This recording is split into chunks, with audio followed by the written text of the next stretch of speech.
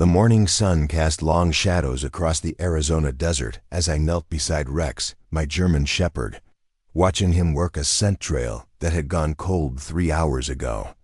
Most people would have given up by then, called off the search, headed back to base camp with their tails between their legs.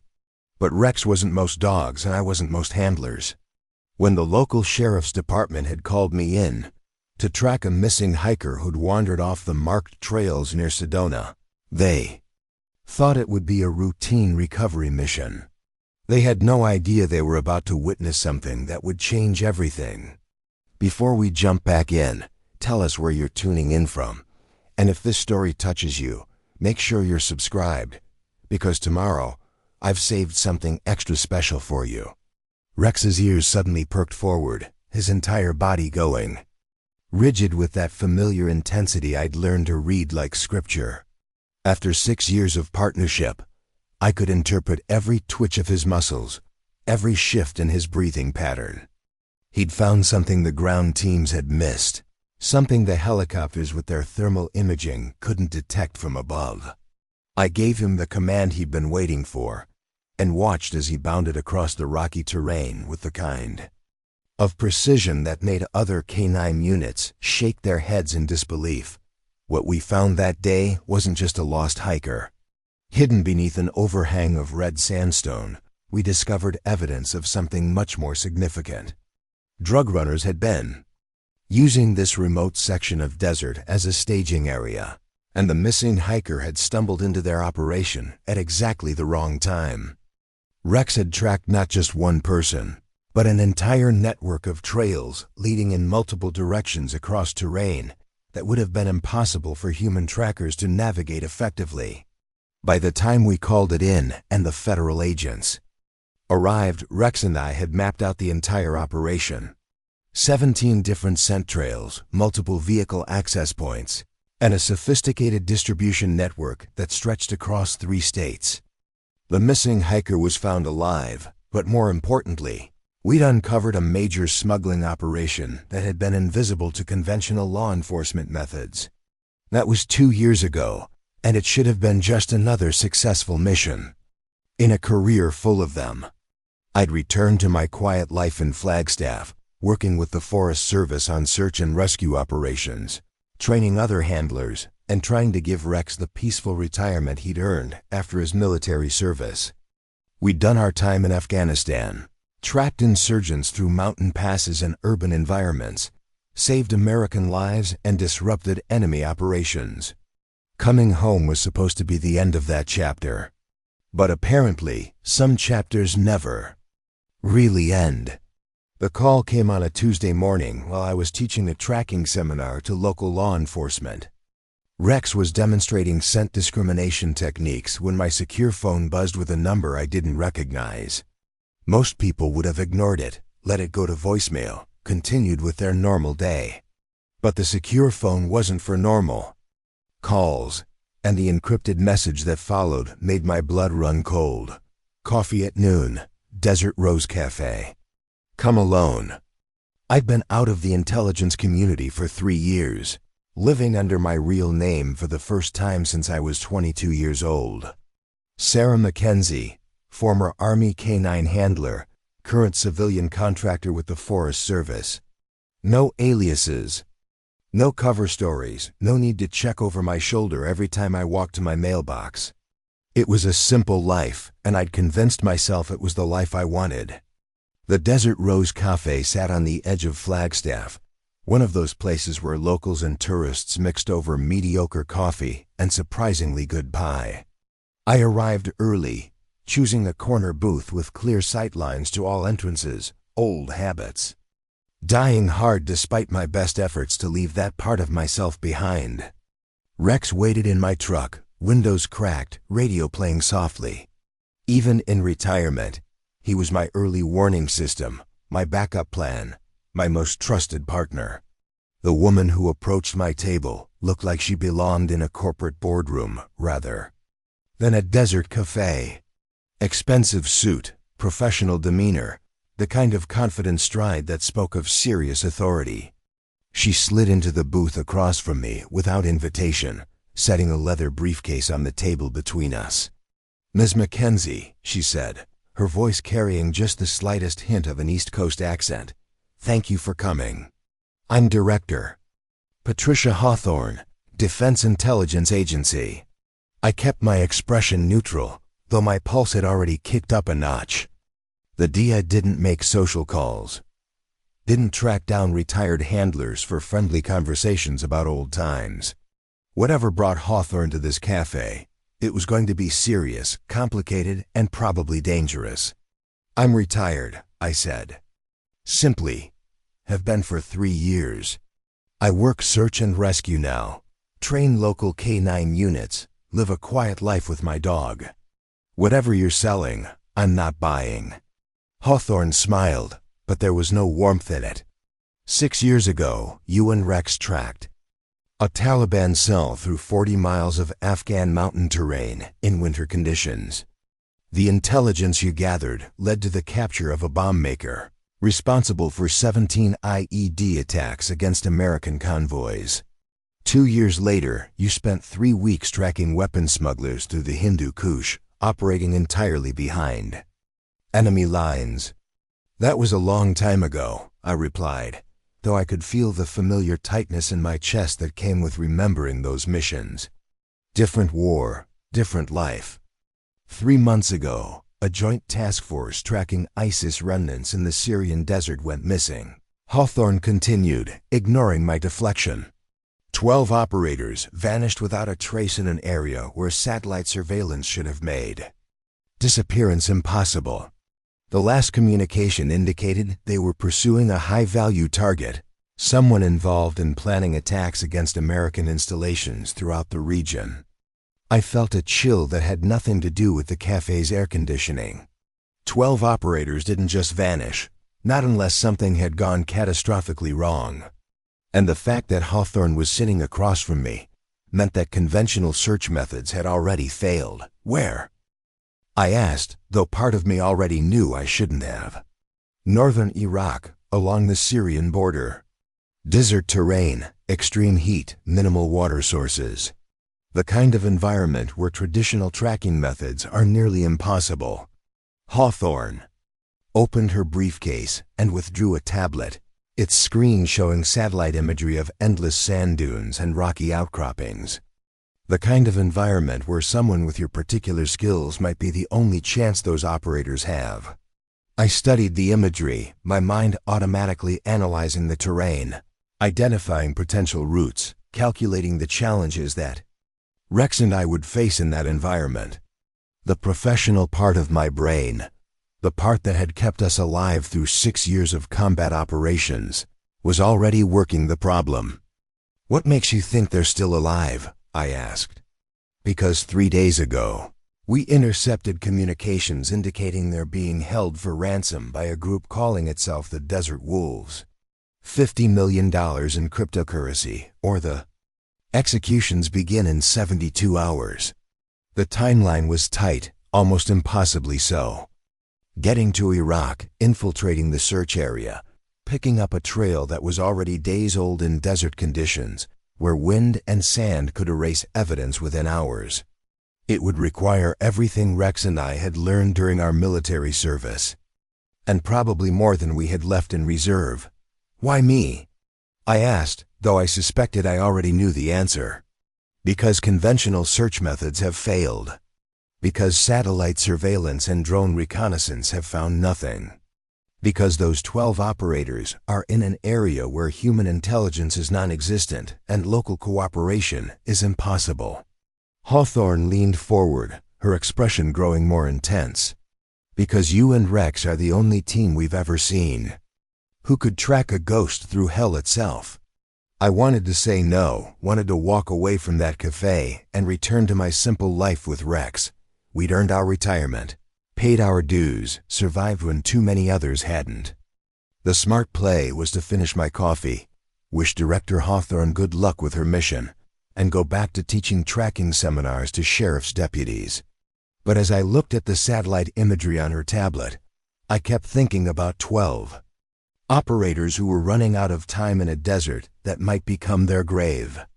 Military personnel who had volunteered for dangerous service, just like Rex and I had once done. People who deserved better than being abandoned because the mission was too difficult for conventional methods. What's the operational structure? I heard myself asking and knew that I'd already made my decision. Hawthorne's expression shifted slightly, revealing what might have been relief or satisfaction. Insertion by military transport to a forward operating base in Kurdistan. From there, helicopter insertion to the last known position of the missing team. You'd have 72 hours to pick up their trail and locate their current position before the ransom deadline expires. And extraction? Contingent on mission success. Once you locate the operators, a joint rescue force would handle the tactical assault while you and Rex guide them to the target location. I thought about Rex, sleeping peacefully in my truck, trusting me to make decisions that would keep us both safe. He'd already given 6 years of his life to military service, had been wounded twice, had watched too many of his handler partners get killed or wounded in action. Did I have the right to ask him to risk everything again? But as I sat in that caf, looking at the satellite imagery of terrain where 12 Americans were running out of time, I realized that some obligations never truly end. Rex and I had skills that could make the difference between those operators coming home alive or not coming home at all. I'll need to see the complete intelligence package, I said finally. Weather data, terrain analysis, enemy capabilities, everything you have. Hawthorne nodded, closing the tablet and returning it to her briefcase. There's a secure facility 20 minutes from here. We can begin the briefing immediately. As I stood to leave the cafe, I found myself thinking about the path that had brought me to this moment. From a small town in Montana where I'd grown up training hunting dogs, through military service in some of the most dangerous places on Earth, to a quiet life in Arizona that was apparently ending before I'd really had a chance to appreciate it.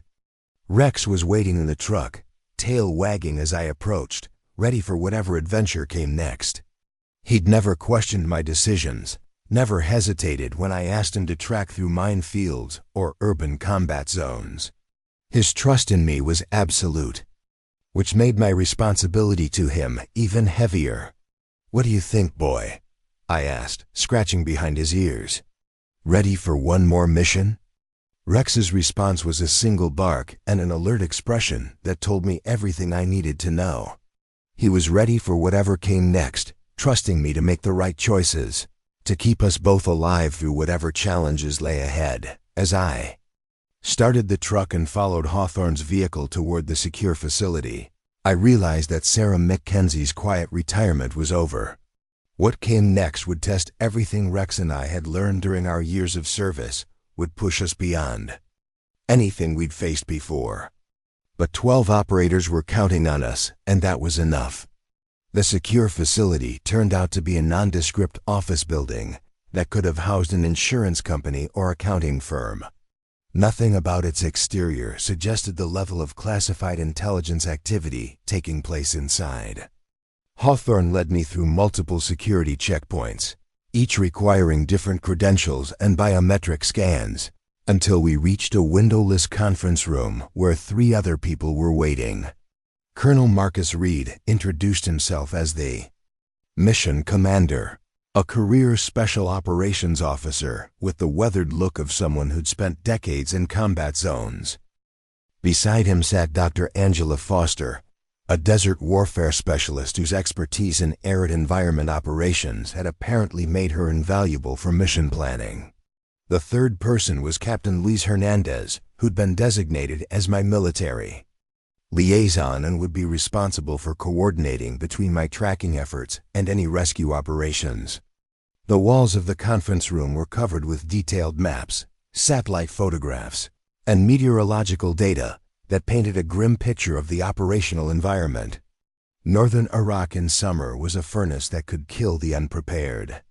Within hours, with daytime temperatures regularly exceeding 120 degrees Fahrenheit and sandstorms that could erase tracks and disorient even experienced desert travelers. The missing team was conducting surveillance on a suspected weapons cache. When they went dark, Colonel Reed began activating a large display screen that showed the team's last known movements.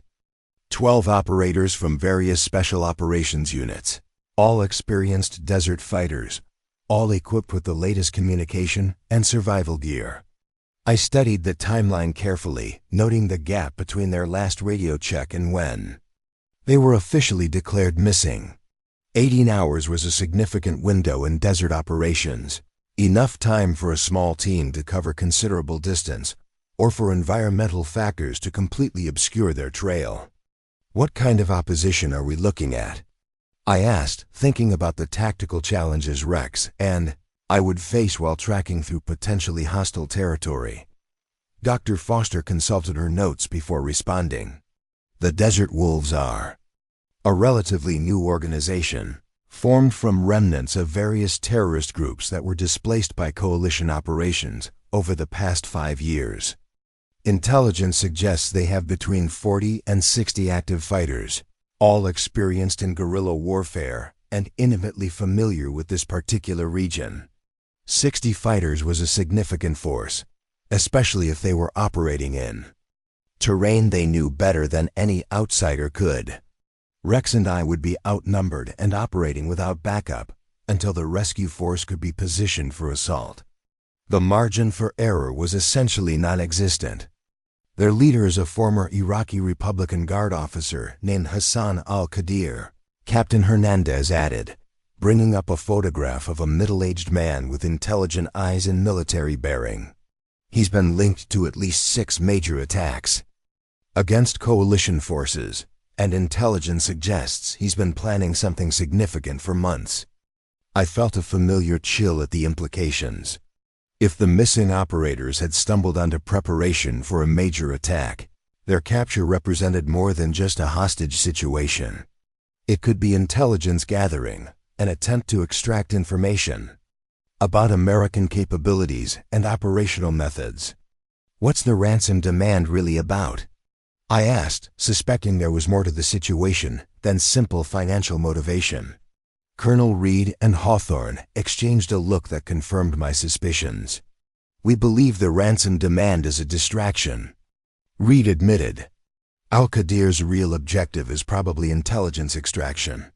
He's had those operators for 3 days, which means he's had time to begin interrogation procedures. The thought of American soldiers being tortured for information made my stomach tighten with a combination of anger and urgency. Every hour that passed increased the likelihood that sensitive operational details would be compromised, potentially endangering future missions and other American personnel throughout the region. Show me the insertion point, I said, focusing on the tactical aspects of the mission rather than dwelling on what might already be happening to the captured operators. Dr. Foster activated a detailed topographical display showing the rugged terrain where the team had vanished. Rocky outcroppings mixed with sand dunes, scattered vegetation that provided minimal cover, and seasonal water sources that were currently dry due to the summer heat.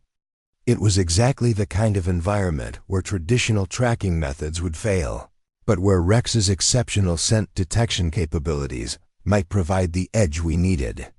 Weather forecast shows increasing temperatures over the next 72 hours with possible sandstorms developing along the Syrian border, Foster continued.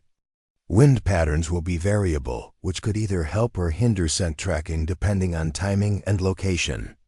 I studied the meteorological data carefully, calculating how environmental factors would affect Rex's ability to detect and follow scent trails. Desert tracking was always challenging because of temperature extremes and wind patterns, but it wasn't impossible if approached with the right techniques and timing. What kind of support will we have once we're on the ground? I asked. Minimal, Captain Hernandez replied honestly. The insertion zone is too far from friendly forces for immediate backup, and the political situation prevents us from positioning obvious military assets in the area. You'll have satellite communication and emergency extraction procedures, but for the actual tracking phase, You'll be operating independently. It was exactly what I'd expected, but hearing it confirmed still sent a spike of adrenaline through my system. Rex and I would be alone in hostile territory, tracking an unknown number of armed enemies across terrain designed by nature to kill the unprepared. Success would depend entirely on our ability to remain undetected while following trails that might be days old. I need to see the gear manifest, I said, thinking about the specialized equipment Rex and I would require for extended desert operations. Colonel Reed produced a detailed list that had clearly been prepared by people who understood the challenges of Desert K-9 operations. Lightweight body armor designed for hot weather, extra water supplies configured for both human and canine needs, portable shelter systems that could provide shade during the critical midday hours, and communication equipment hardened against sand infiltration. Most importantly, the manifest included the specialized tracking aids that would be essential for Rex's effectiveness. Scent preservation containers for maintaining evidence chains, portable cooling systems to prevent heat-related performance degradation, and emergency medical supplies specifically designed for working dogs in extreme environments. When do we leave? I asked, already mentally preparing for the mission ahead. Transport departs from Davis-Monthan Air Force Base in 6 hours. Hawthorne replied. Flight time to the forward operating base is approximately 14 hours with one refueling stop. That gives you time to review the complete intelligence package and prepare your equipment. 6 hours to transition from civilian life to combat operations, to prepare Rex for the physical and mental demands of desert tracking, to review years' worth of intelligence on the desert wolves and their operational patterns. It was a compressed timeline, but not impossible if we used the time efficiently. As the briefing concluded, I found myself thinking about the 12 operators who were running out of time in an Iraqi desert. They'd volunteered for dangerous service just as Rex and I had, accepted missions where success was uncertain and failure could mean death or capture. The professional bond between military personnel transcended service branches and individual specialties. We were all part of the same larger mission, all committed to bringing each other home when operations went wrong. Preparing and narrating this story took us a lot of time, so if you are enjoying it, subscribe to our channel. It means a lot to us. Now back to the story. The drive back to my house was quiet, Rex sleeping in the passenger seat while I processed everything I'd learned about the mission ahead.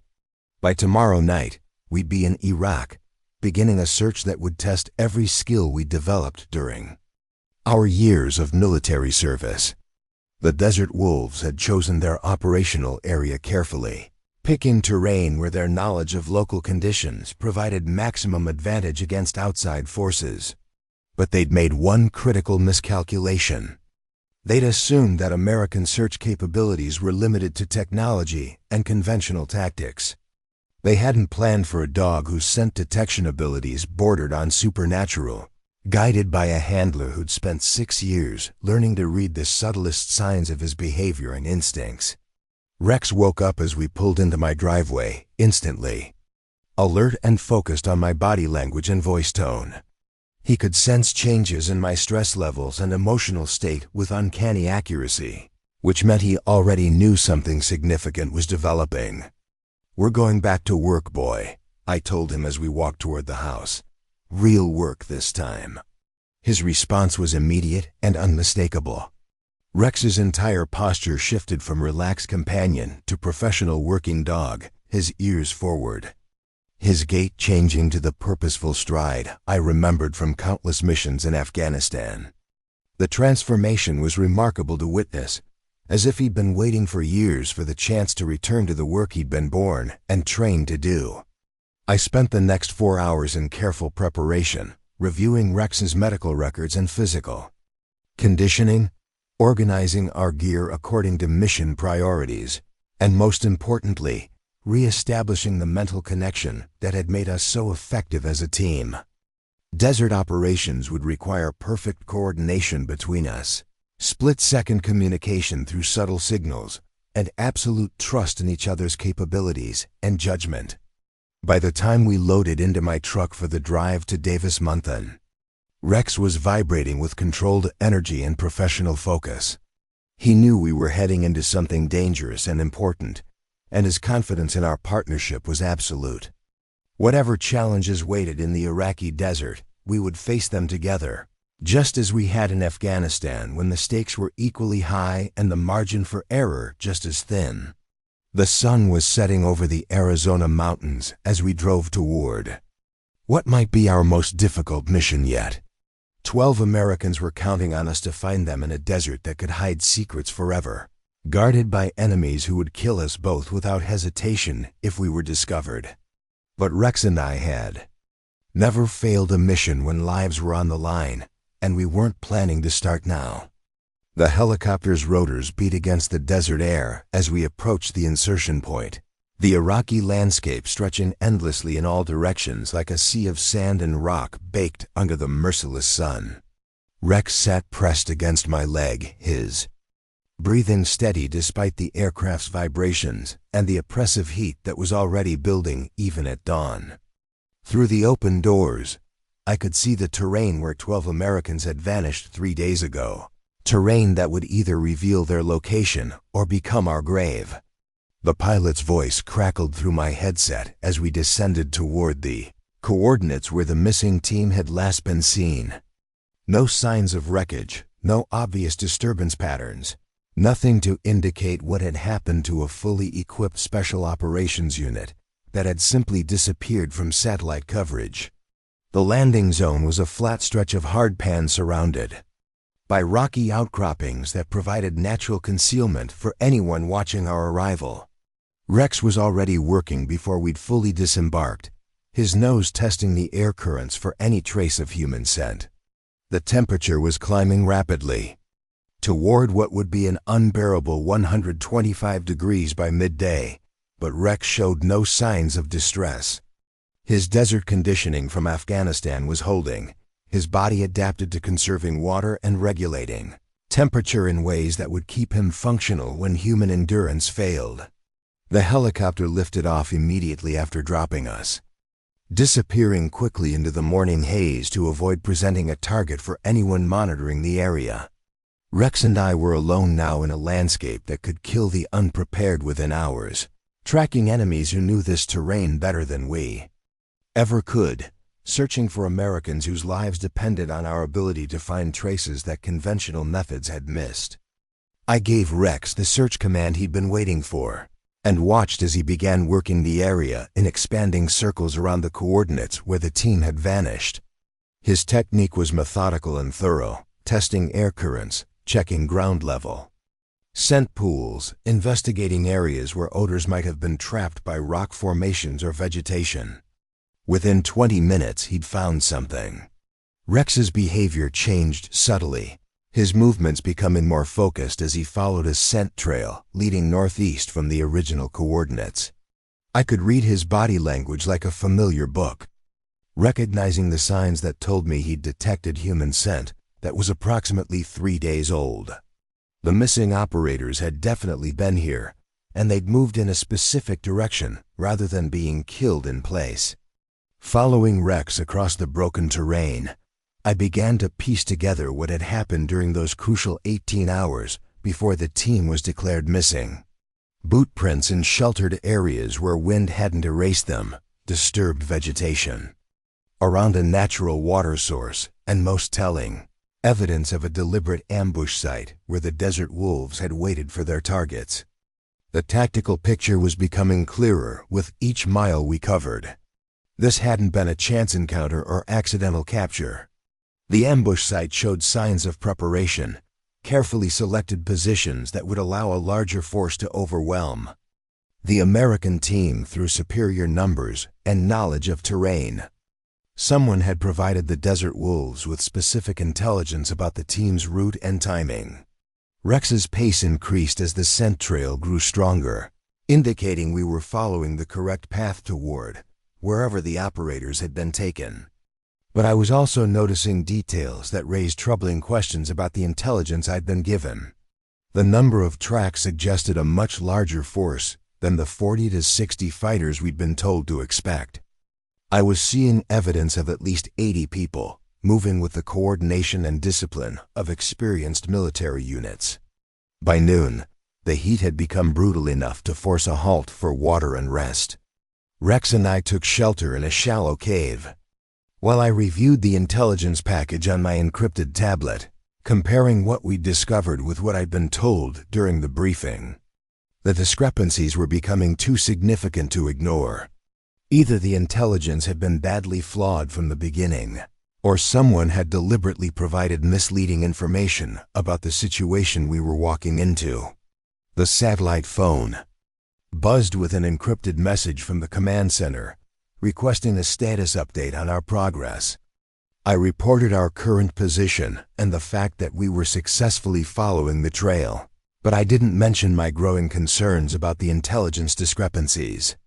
Something was wrong with this mission, and until I understood what, it was safer to keep those observations to myself. Rex had recovered quickly from the heat stress, his conditioning allowing him to bounce back from environmental challenges that would have sidelined less experienced working dogs. As we prepared to continue tracking, he gave me the alert signal that indicated he'd detected something new in the scent picture. Not just the trail we'd been following, but fresh human activity in the area around our rest position. I froze, scanning the surrounding terrain for any sign of movement or threat. Rex's alert behavior told me that someone had passed through this area recently, possibly within the last few hours. We were being followed, and whoever was tracking us was skilled enough to stay hidden while monitoring our progress across the desert. The tactical situation had changed dramatically. Instead of being the hunters, Rex and I had become the hunted.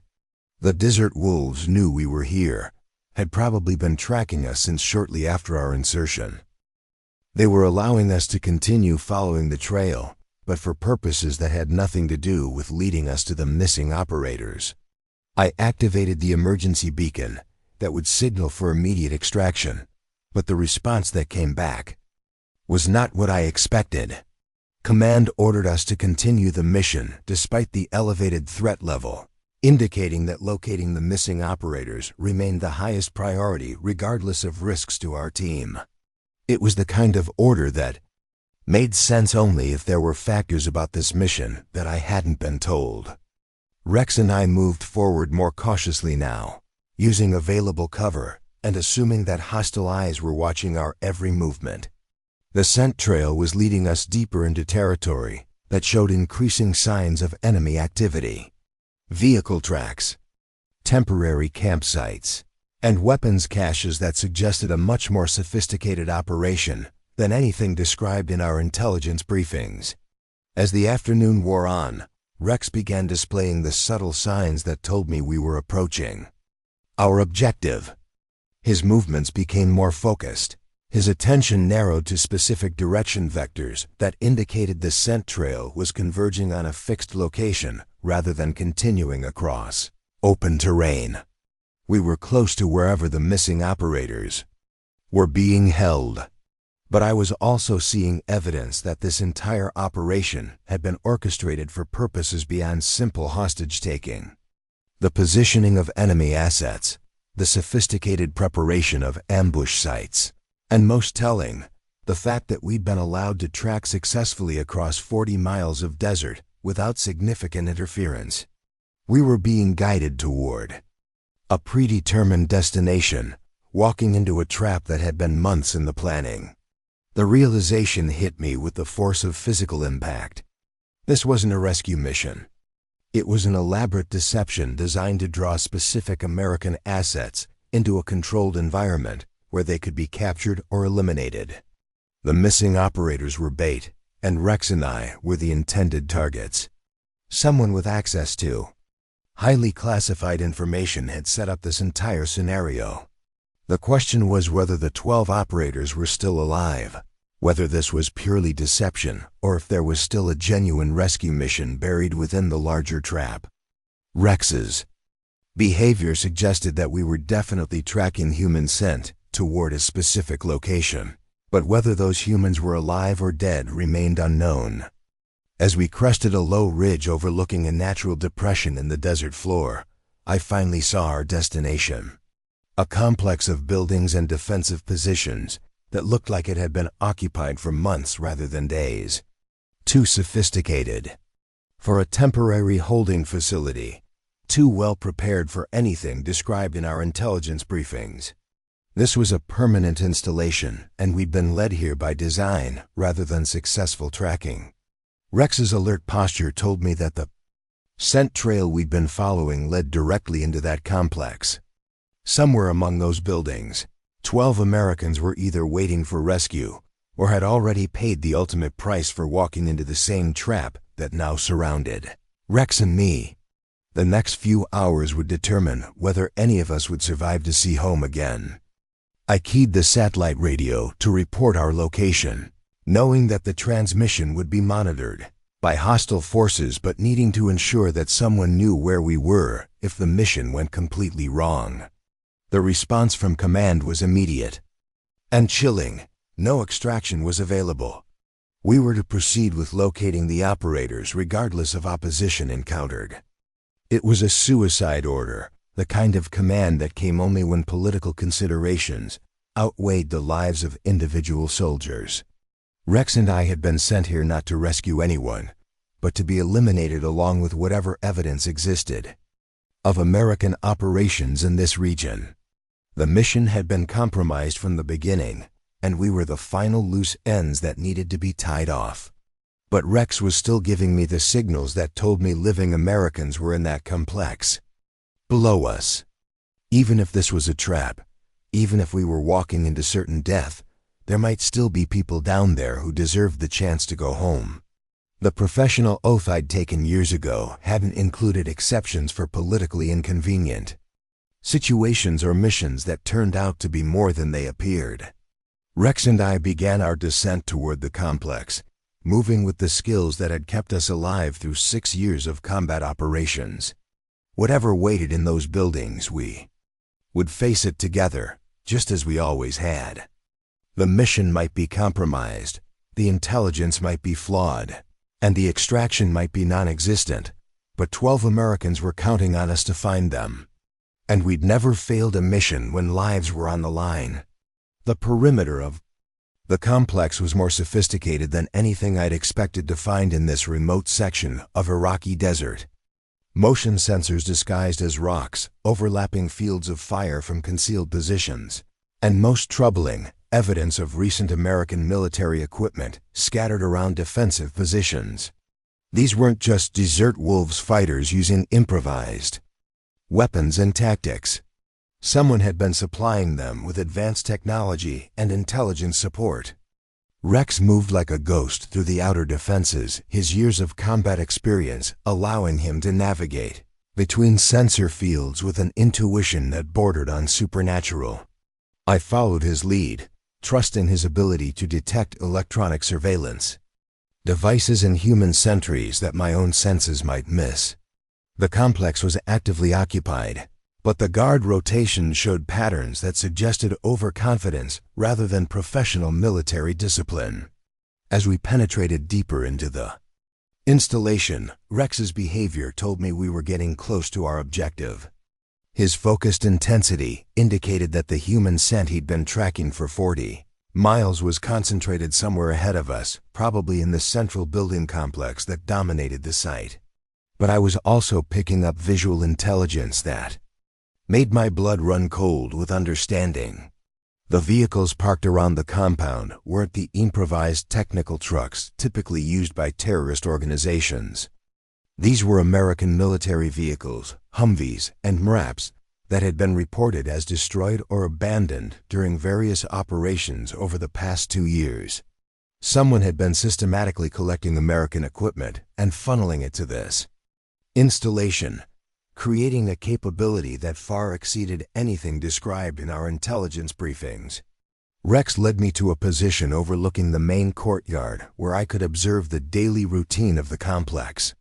What I saw confirmed my worst fears about the true nature of this operation.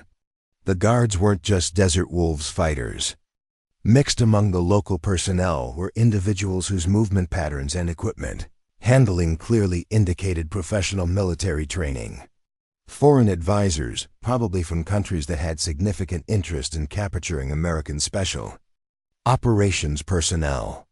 The satellite phone in my pack buzzed with another encrypted message from command, but this time I ignored it. Whatever orders were coming from the operations center, they were based on intelligence that was either completely flawed or deliberately falsified. The situation on the ground bore no resemblance to the mission I'd been briefed for and continuing. To follow commands from compromised sources could get Rex and me killed without accomplishing anything useful.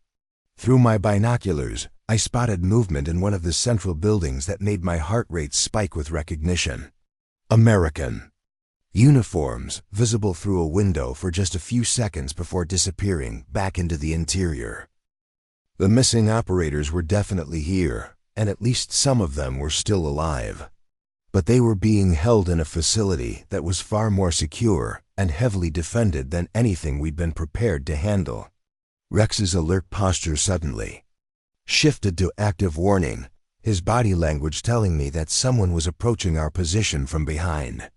I turned to find myself facing 3 armed men who had somehow managed to get within 20 feet without triggering any of my usual detection instincts.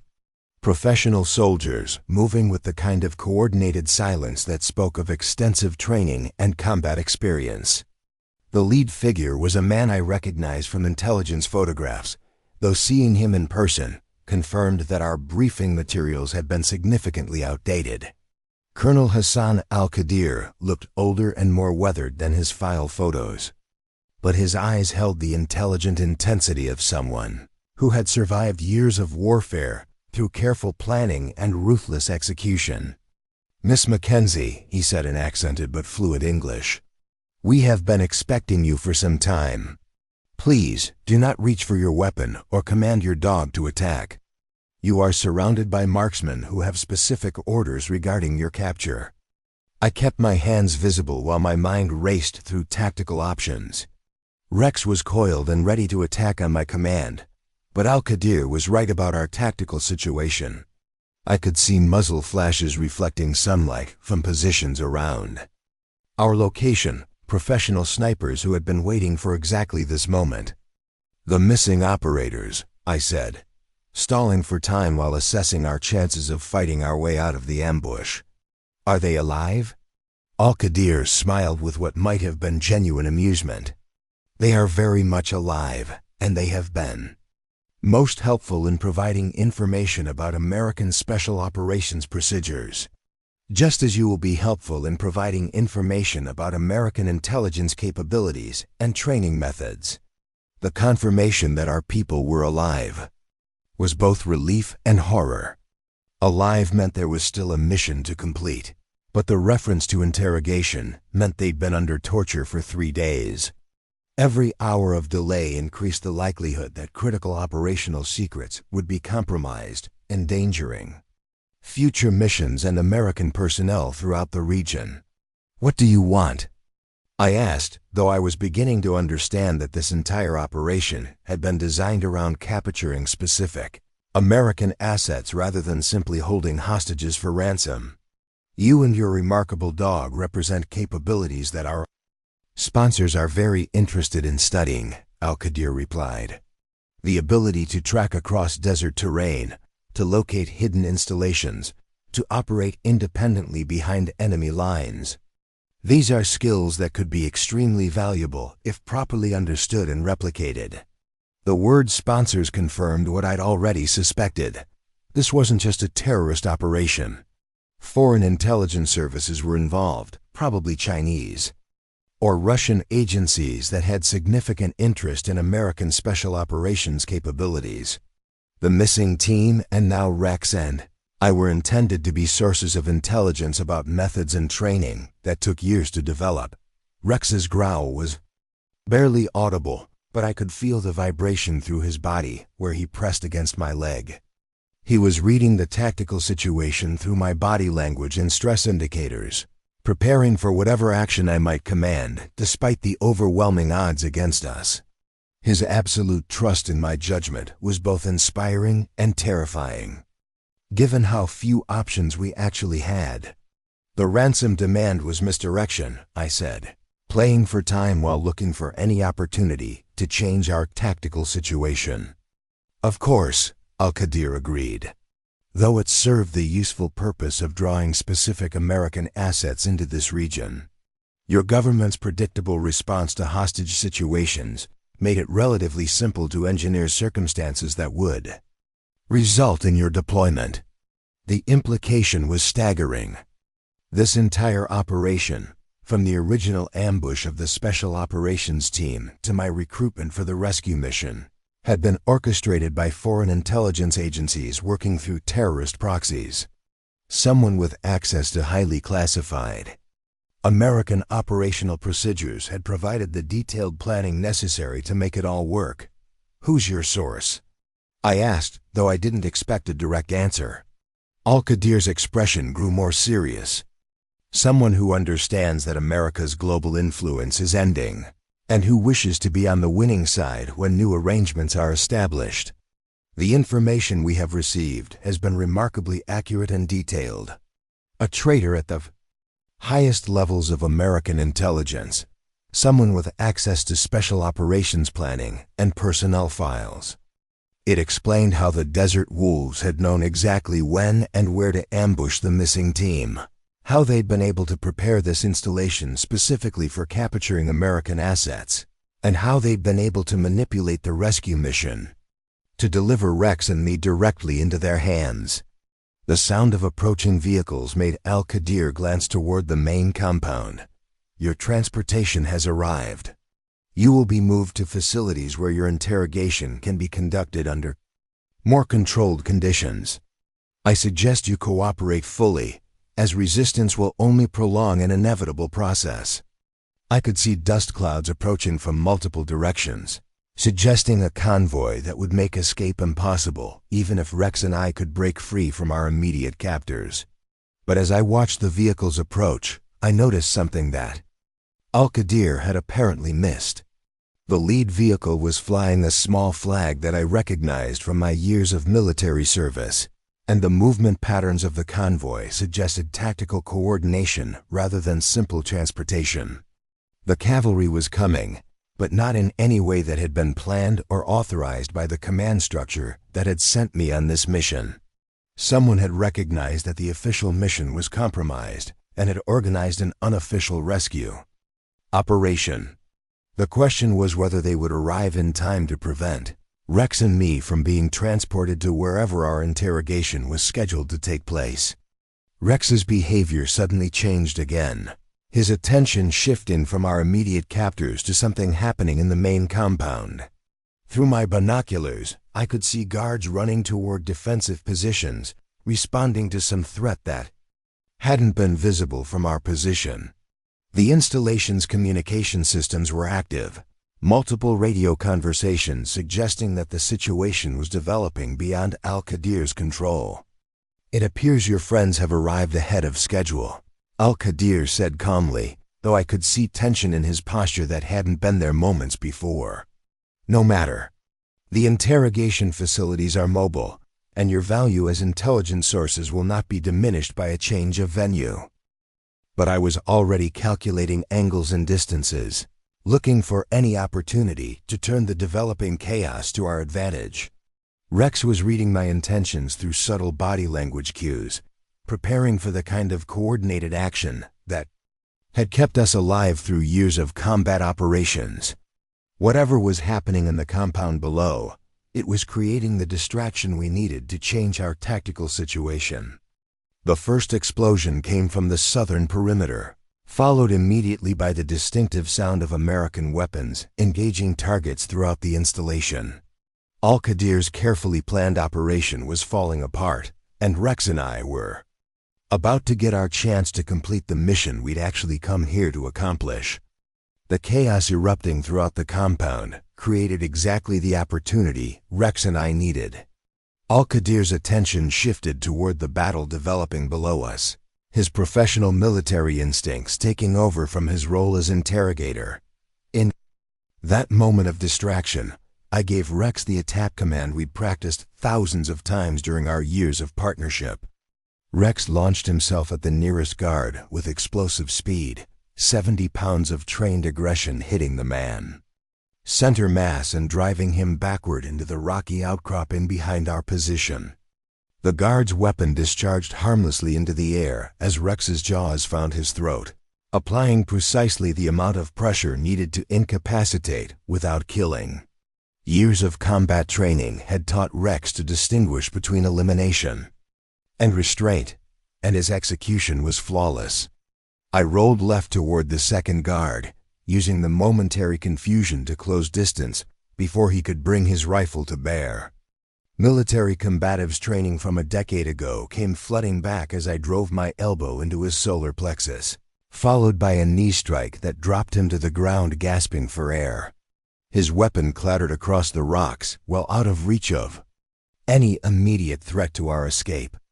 Al-Qadir was raising his sidearm when the third explosion from the compound below sent debris flying over our position. The blast wave was strong enough to knock him off balance, giving me the opening I needed to tackle him before he could get a clear shot. We rolled across the rocky ground, fighting for control of his pistol while Rex maintained his position on the guard he'd taken down. The weapon discharged twice during our struggle, both rounds flying wide of any human target. Al-Qadir was stronger than his appearance suggested, with the kind of wiry strength that came from years of guerrilla warfare, but I had desperation and superior training on my side.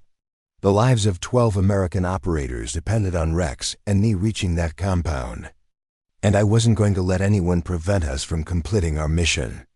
A sharp blow to Al-Qadir's wrist forced him to release the pistol, which bounced away across the rocks and disappeared into a crevice too narrow to retrieve quickly.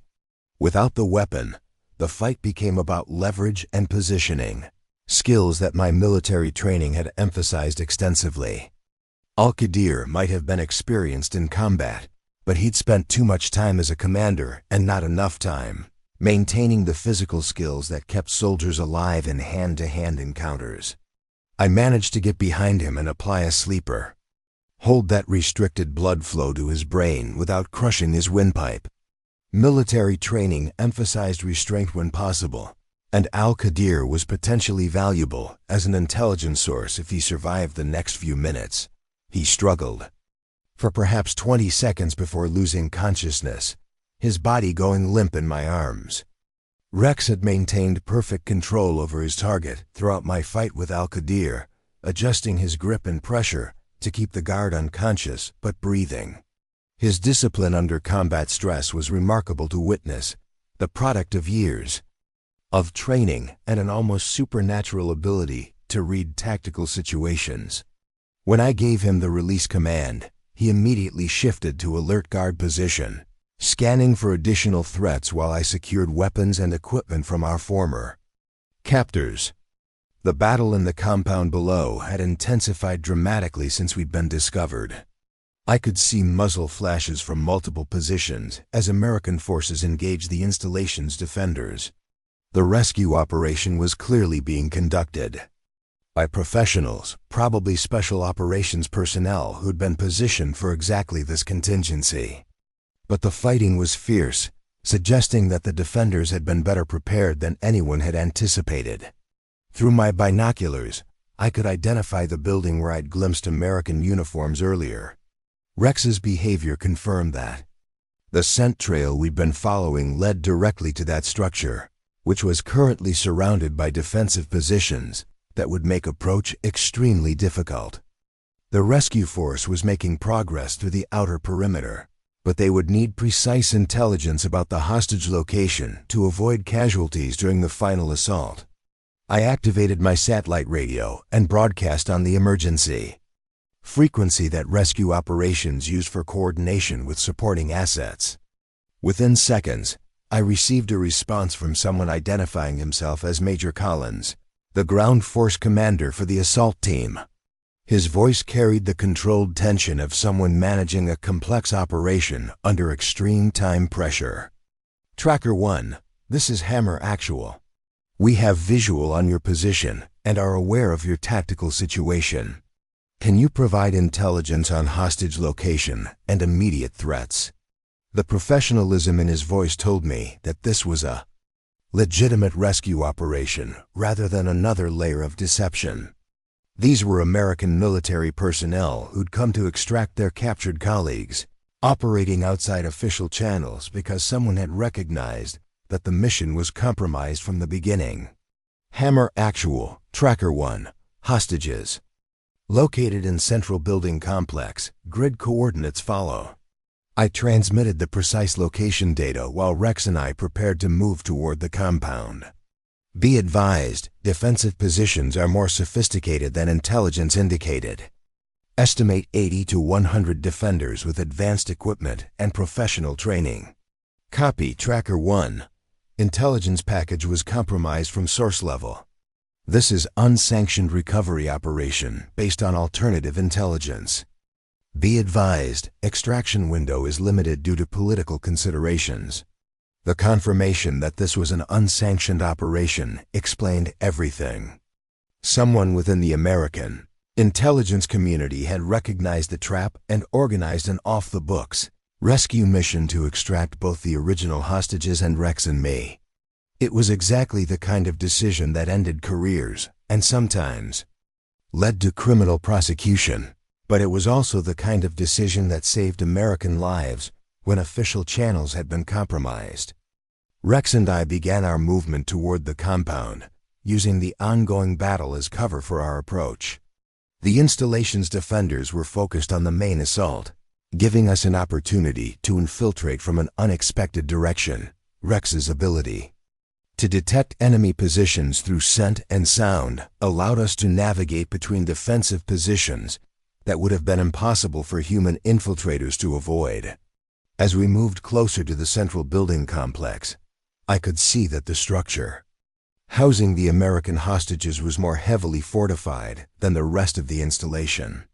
Reinforced walls, barred windows, and multiple guard positions suggested that significant resources had been invested in creating a secure detention facility.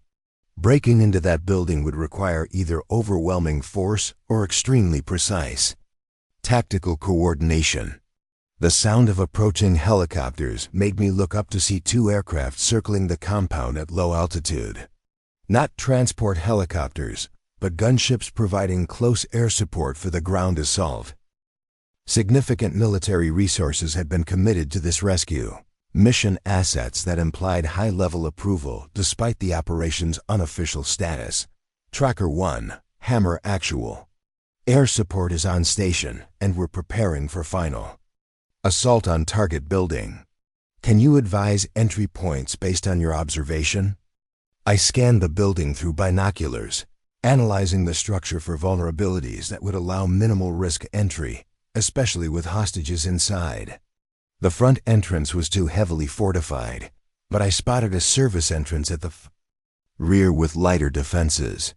Rex's behavior confirmed it. He was tracking human scent concentrated near that area.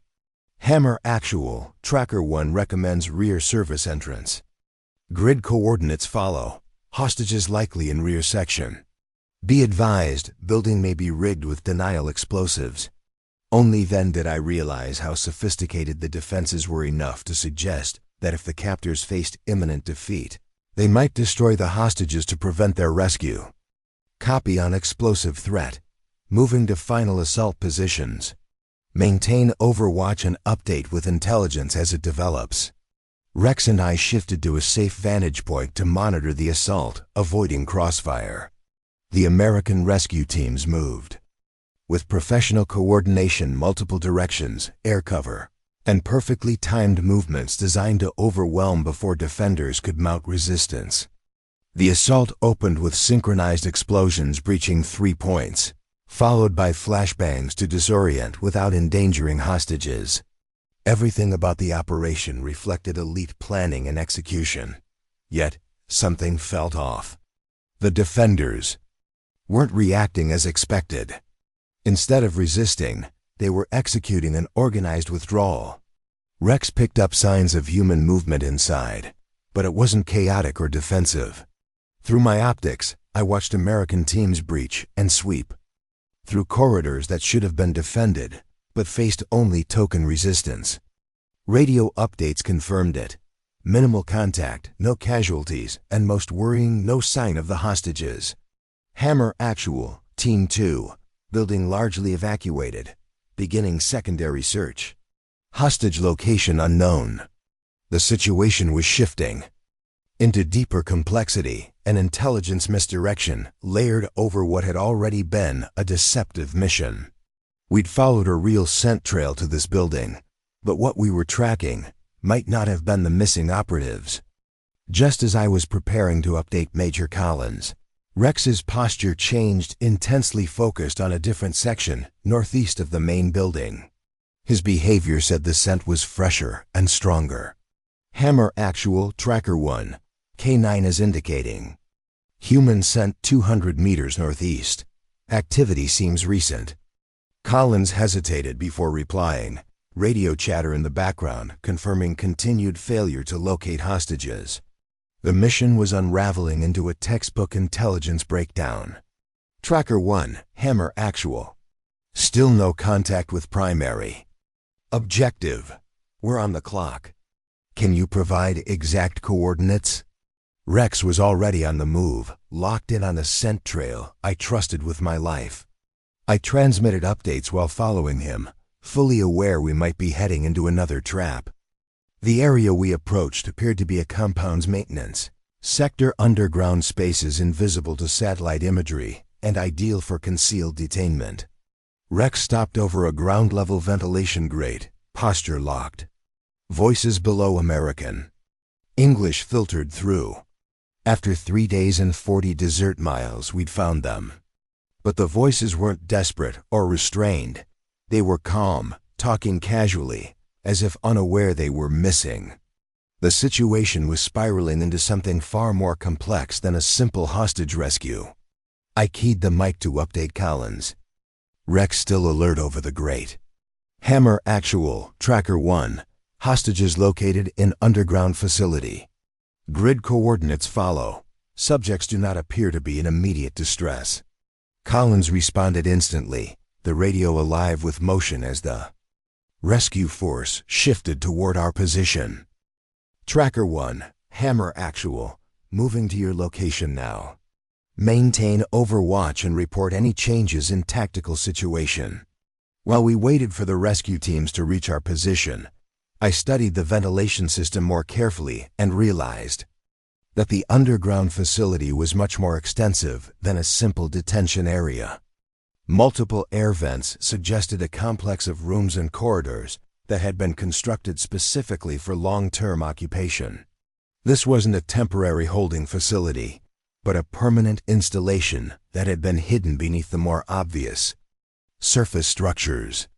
Rex's behavior was becoming increasingly agitated as more sense reached him through the ventilation system. Not just the 12 missing operators, but other human presences that his training had taught him to identify as threats. The underground complex wasn't just housing American hostages. It was occupied by multiple groups of people whose presence created a tactical situation far more complex than a simple rescue operation. The sound of approaching footsteps made me turn to see Major Collins and his team reaching our position. The Major was a compact, weathered man with the kind of alert intensity that spoke of years in special operations. His equipment and movement patterns confirmed that this was a professional military unit rather than any kind of improvised rescue force.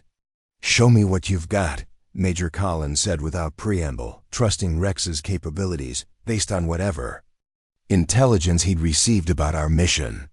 I pointed to the ventilation grate where Rex maintained his alert position. K9 indicates multiple human subjects directly below this position.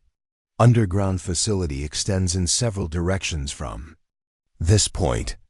Subjects include American personnel, but also unidentified individuals who may represent ongoing threats. Major Collins studied the ventilation system while his team positioned themselves for entry operations. Intelligence indicates this installation has been under construction for over 2 years, funded by foreign intelligence services and designed specifically for interrogating American Special Operations personnel. Your missing operators may not be the first Americans held here. The implications were staggering. If this facility had been operating for years, capturing and interrogating American personnel while remaining invisible to conventional intelligence methods, then the security breach that had compromised our mission was just the latest incident in a much larger pattern of betrayal and intelligence failure. Rex's continued alertness toward the underground complex suggested that immediate action was required, regardless of the broader implications. 12 Americans were still trapped below ground, and every minute of delay increased the risk that they would be moved to an even more secure location or eliminated to prevent their rescue. Major Collins made quick decisions about the entry operation, positioning his teams to access the underground facility through multiple entry points simultaneously. The plan was essentially identical to the surface assault, overwhelming force, applied with surgical precision to minimize casualties while maximizing the chances of successful hostage recovery. Tracker 1, we're going to need your K9 to guide us through the underground complex. Intelligence on internal layout is non-existent, and we can't afford to waste time clearing rooms that don't contain our people.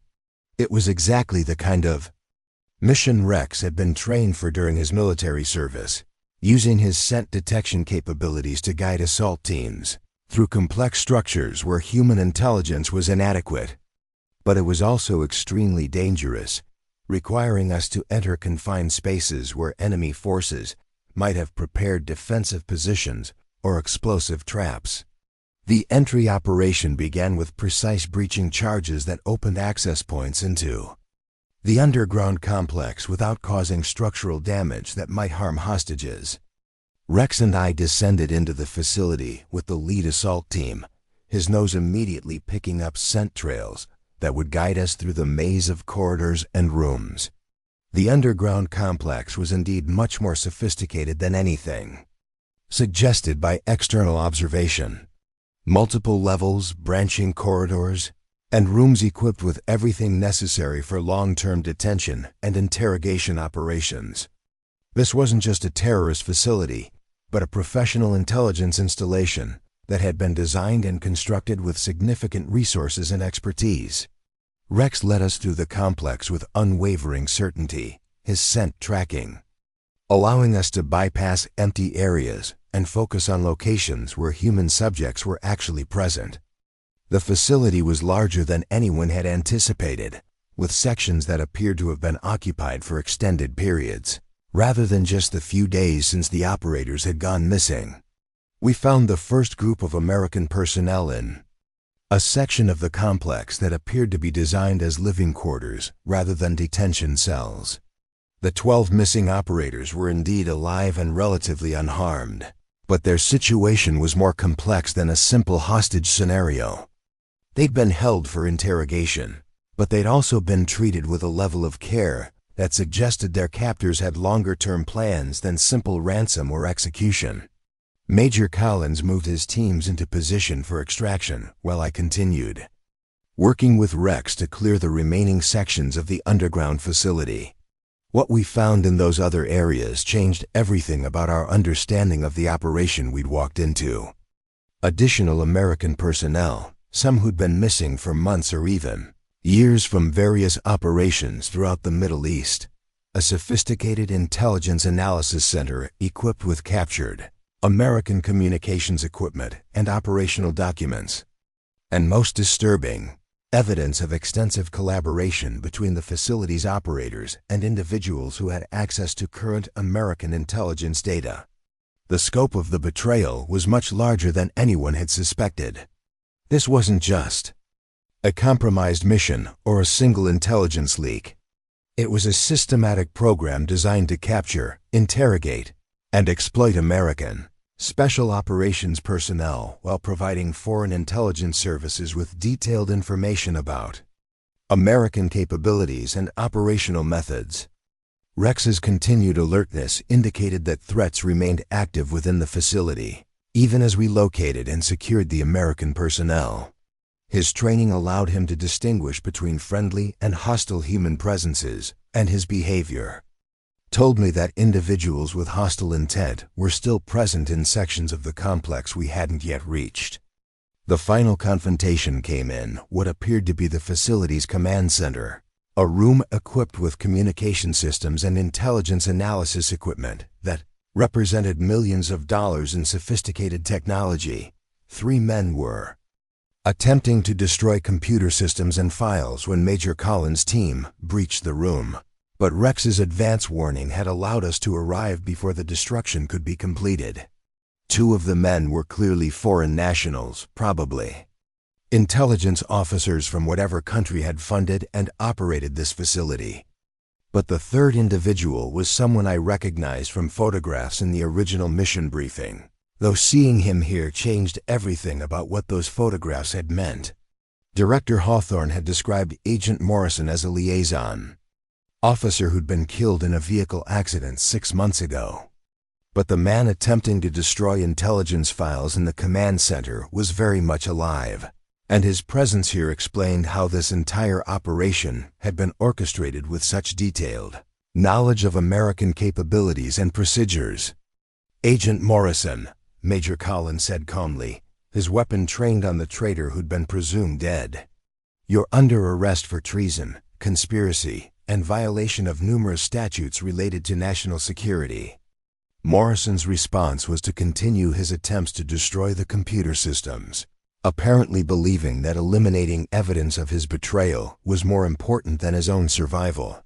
But Rex had positioned himself to prevent Morrison's access to the most critical systems, his alert posture indicating that he understood the importance of preserving whatever intelligence the facility contained. The capture of Morrison and the foreign intelligence officers, combined with the rescue of multiple groups of American personnel, represented the intelligence victory that far exceeded the scope of the original mission.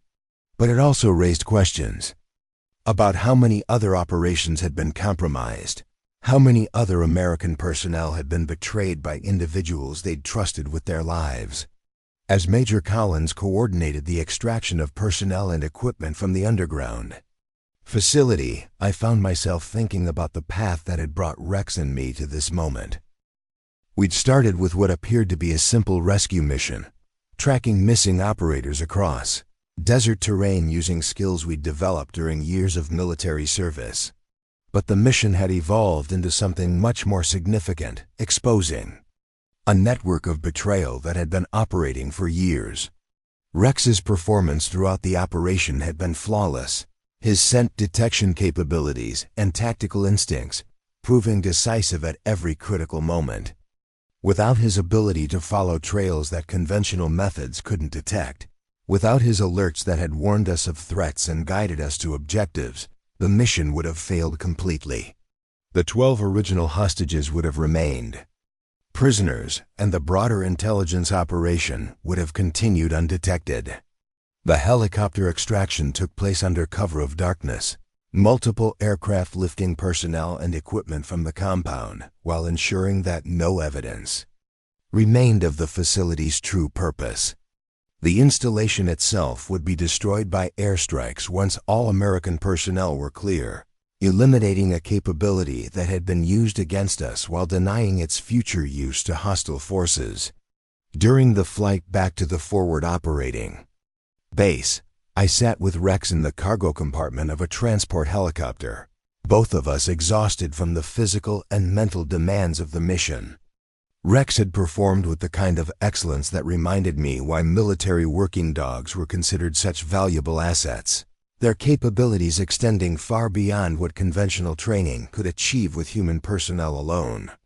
Major Collins approached during the flight to provide an update on the broader implications of what we'd uncovered. The intelligence recovered from that facility is going to require months of analysis, but preliminary assessment suggests that dozens of operations over the past 2 years were compromised by information provided through Morrison's network. Your mission didn't just rescue those operators. It exposed and shut down a major intelligence penetration of American special operations. The scope of Morrison's betrayal was still being evaluated, but it was clear that his apparent death, 6 months ago, had been carefully staged to provide him with the freedom to operate without oversight or suspicion. The fake death had allowed him to continue accessing classified information while appearing to be eliminated as a potential security risk. What happens now? I asked, thinking about the transition back to civilian life that had been interrupted by this mission. That depends partly on what you want, Major Collins replied. The capabilities you and Rex demonstrated during this operation are exactly what we need for dealing with similar situations. There are other compromised operations, other American personnel who need extraction from situations where conventional methods have failed. It was an offer to return to the world of classified missions and dangerous operations, using skills that Rex and I had spent years developing. But it was also an opportunity to continue serving in ways that could make a real difference, protecting American personnel and interests in situations where political considerations made official action impossible. Rex's behavior during our conversation suggested that he was ready for whatever decision I made about our future. His absolute trust in my judgment was both inspiring and humbling, a reminder that my choices would affect not just my own life but the life of a partner who had never questioned my decisions or hesitated when I asked him to risk everything for the mission. As the helicopter flew through the night toward an uncertain future, I realized that the quiet retirement I'd built in Arizona was probably over. The skills that Rex and I possessed were too valuable, the threats facing American personnel too serious for us to return to civilian life while people were dying in situations we might be able to help resolve. But unlike the compromised mission that had brought us to Iraq, future operations would be conducted with full knowledge of the risks and complete control over operational security. Rex and I would work with people we trusted, using methods we'd proven effective in service of objectives we understood and believed in. The mission that had started with tracking 12 missing operators across an Iraqi desert had evolved into something much more significant. We'd exposed and eliminated a major threat to American security, rescued multiple groups of personnel who'd been written off as casualties, and demonstrated capabilities that would be essential for future operations in an increasingly complex global environment. Rex and I were ready for whatever challenges came next. We'd survived the most difficult mission of our careers, proved our effectiveness under conditions that had tested every skill we possessed, and established ourselves as assets that could be trusted with the most sensitive and dangerous operations. The war on terror would continue, and there would always be situations where conventional methods failed and unconventional capabilities were required. Rex and I had found our place in that continuing struggle, using skills that few possessed, in service of ideals that defined the best of American values and commitment. As the helicopter disappeared into the night sky, carrying us toward the next chapter of our lives, I understood that our real journey was just beginning. The tracking competition in Arizona had been the end of one life and the beginning of another. But it hadn't been an ending at all. It had been a transformation, and Rex and I were ready to see where that transformation would lead us. The bond between handler and working dog was something that civilian life could never fully utilize, but military service could focus into a precision instrument for protecting American lives and interests. Rex and I had rediscovered that bond during the Iraqi mission, and we weren't going to let it be wasted on anything less than the most important missions our country could offer. 3 months later, Rex and I stood on another desert ridge, this time in Afghanistan, watching through binoculars as a convoy of vehicles moved through a mountain pass 50 miles from the Pakistani border.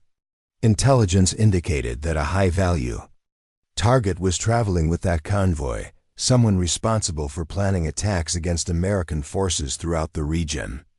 Conventional surveillance methods had been unable to confirm the target's presence, but Rex's nose could detect specific human scent from distances, and under conditions that made electronic surveillance impossible.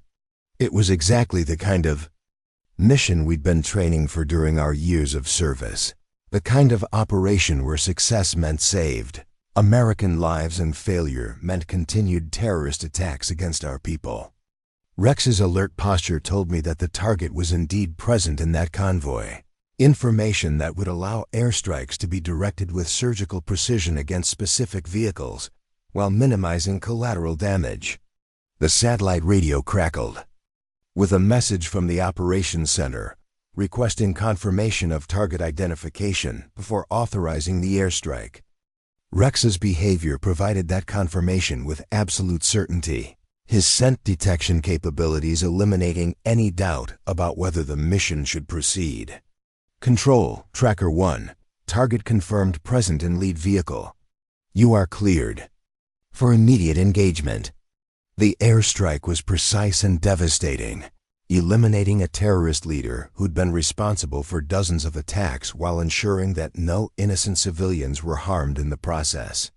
It was the kind of successful operation that justified years of training and preparation, the kind of mission that made the risks and sacrifices worthwhile.